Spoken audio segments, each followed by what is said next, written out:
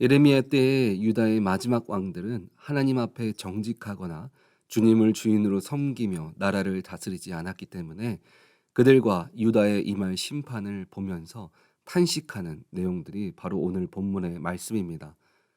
분명 하나님을 가까이 하고 세상에 보여지는 것보다 말씀을 가까이 하는 삶을 통해서 나라의 평안과 어려움을 극복하는 것이라고 여러 번 예언을 통해서 말하였지만 그들의 마음은 이미 하나님께 멀어지고 익숙해진 세상적 삶으로 습관적으로 주님보다 세상을 선택하고 세상의 방법을 고집했기 때문에 멸망이 찾아온다는 것을 명확하게 말해주고 있습니다. 20절에 너는 레바논에 올라 외치며 바산에서 내 소리를 높이며 아바림에서 외치라 이는 너를 사랑하는 자가 다 멸망하였음이라. 레바논, 바산, 아바림 이 세 지역은 이스라엘 땅에 경계를 이루고 있는 고산 지역들입니다.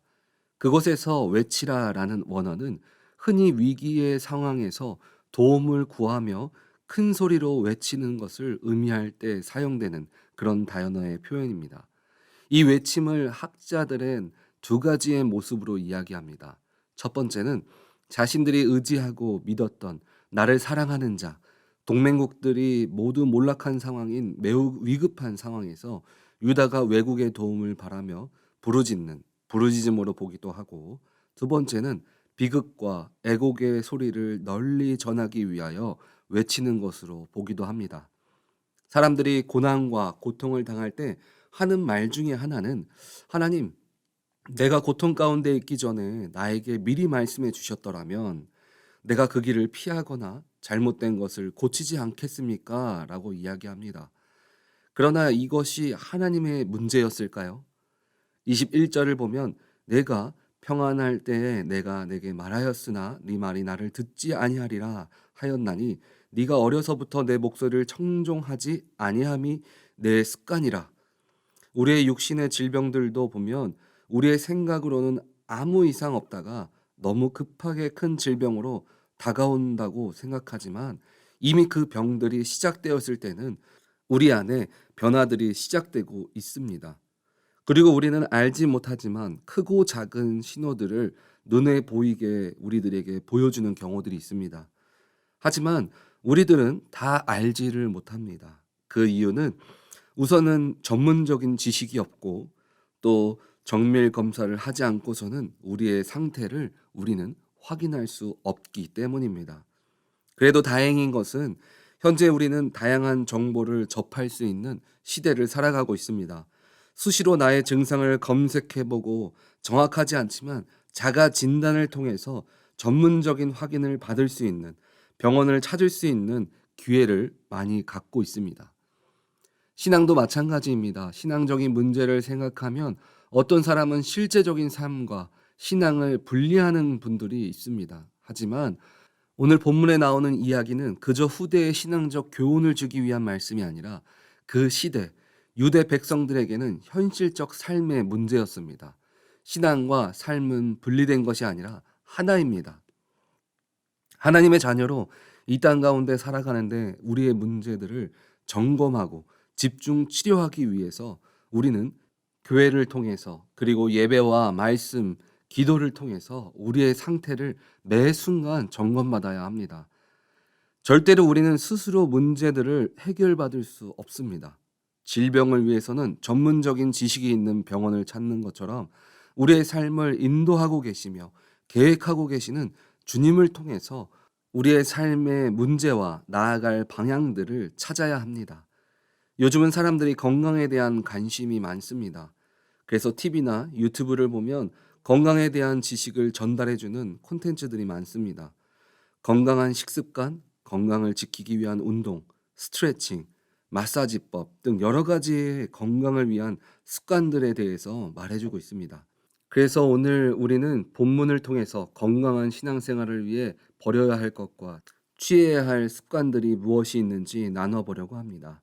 우리의 건강한 신앙생활을 위해 가져야 할 첫 번째는 사회의 통념을 버려라입니다. 본문 24절을 보면 여호와킴의 아들 고니야 여호와기는 자신의 영적인 건강을 돌아보지 못한 이유를 말해주고 있습니다. 현대인 버전으로 24절을 보면 여호와께서 말씀하셨다. 유다 왕 여호와킴의 아들 여호와기나, 내가 분명히 말하지만 네가 내 오른손에 인장 반지라 할지라도 내가 빼어서 그들에게 신앙은 없지만 다윗의 자손으로 하나님께서 그 자손이 끊어지지 않게 하시겠다는 확신은 갖고 있었습니다. 선택받은 백성이라는 선민 의식은 굉장히 강하게 갖고 있었습니다. 이 모습이 현재 우리들에게 주는 모습은, 나는 권력이 있으니까, 물질이 있으니까, 지식이 있으니까, 내가 미국 생활 몇십 년을 했는데 이렇게 살면 돼. 내가 세상의 굴곡을 다 이겨내고 지금까지 잘 살았는데 이렇게 살면 되지. 지금은 그렇게 살아서는 절대 아무것도 할 수 없어. 대세를 따라 살아야지. 이런 사회의 통념들을 우리는 내려놔야 합니다. 물론 내 상황이 사회 통념과 일치하는 경우들이 있을 수도 있습니다. 하지만 그것이 매번 맞다고 생각하면 안 됩니다. 비록 우리는 이 땅 가운데 살아가고 있지만 하나님의 질서 안에서 우리는 인도되어지고 있음을 믿으시기 바랍니다. 매번 같은 상황, 세상의 질서를 먼저 바라보고 판단하고 분별하는 것이 아니라 우리는 하나님의 시선과 생각으로 나의 모든 것들을 분별해야 합니다. 왜냐하면 그 결과가 바로 멸망이기 때문입니다. 유대인들은 왜 지금 이런 멸망을 맞이하게 되었습니까? 지금까지는 사회 통념으로 잘 살았습니다. 그래도 아무 지장이 없었습니다. 왕들은 잘 먹고 잘 살고 왕위도 다음 세대에 잘 넘겨주었습니다. 그러나 그 안에서 그들의 문제는 곪고 있었습니다. 하나님의 일하심은 훈계에서 멸망이라는 현실을 갖게 되었습니다.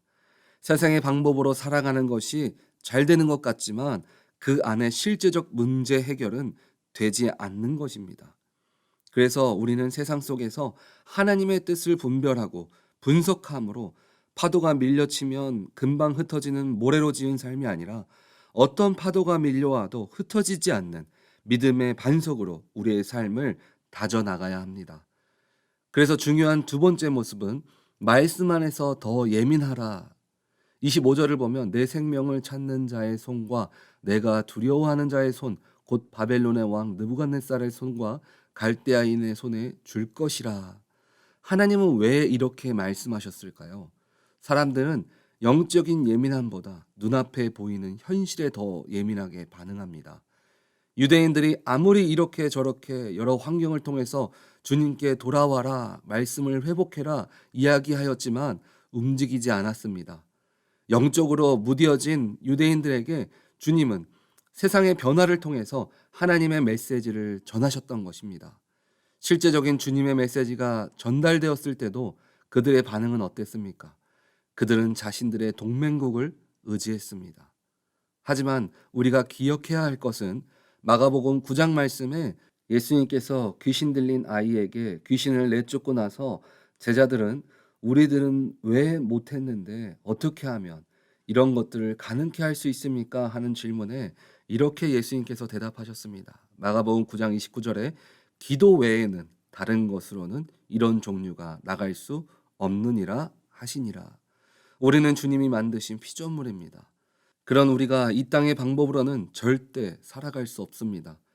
세상의 방법으로는 몇 번은 해결될 수 있습니다. 하지만 그 인생은 항상 제자리 걸음입니다. 얼마 지나면 또 목마르고 지치고 인생의 공허함이 찾아옵니다. 우리는 요한복음 4장 14절의 말씀처럼 내가 주는 물을 마시는 자는 영원히 목마르지 아니하리니 내가 주는 물은 그 속에서 영생하도록 솟아나는 샘물이 되리라. 영원히 지치지 않고 공허함이 없는 주님을 붙잡아야 합니다. 세상의 것은 순간이지만 주님은 영원하십니다. 그런데 마가복음에서 예수님과 제자들은 똑같이 기도를 했는데 뭐가 달랐을까요? 제자들은 신앙생활은 마치 사회의 통념처럼 했습니다. 교회의 오랜 생활을 통해서 내가 알고 있는 신앙의 보편적인 지식으로만 신앙생활을 했습니다. 그리고 예수님은 일하시는 하나님을 전적으로 의지하며 매 순간마다 매 상황마다 나에게 주시는 말씀을 붙들고 기도하셨습니다. 세상에도 통념이 있지만 교회 안에서도 인간적 통념이 있습니다. 우리는 매일 새롭게 말씀하시는 주님의 말씀에 늘 깨어 있어야 합니다.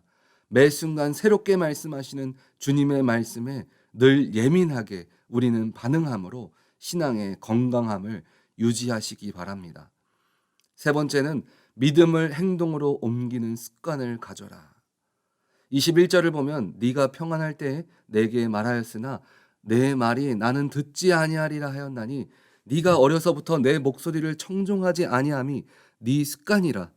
어려서부터 내 목소리를 청종하지 아니했다는 말은 그들의 습관적인 신앙생활이 있었다는 것을 알 수 있습니다. 형식과 의무를 갖고 신앙생활을 했습니다. 머리로는 예배하고 기도하는 절차를 다 알고 있었습니다. 그러나 그 모습이 진실된 행함으로 이어지지 않았습니다. 지식은 갖고 있지만 삶은 믿지 않는 사람들과 별반 다르지 않는 모습으로 살아갑니다. 문제가 생기면 세상의 방법으로 똑같이 생각하고 힘들면 세상의 방법으로 위로받으려고 합니다. 어떤 사람은 술을 의지하기도 하고 어떤 사람은 사람을 의지하기도 합니다.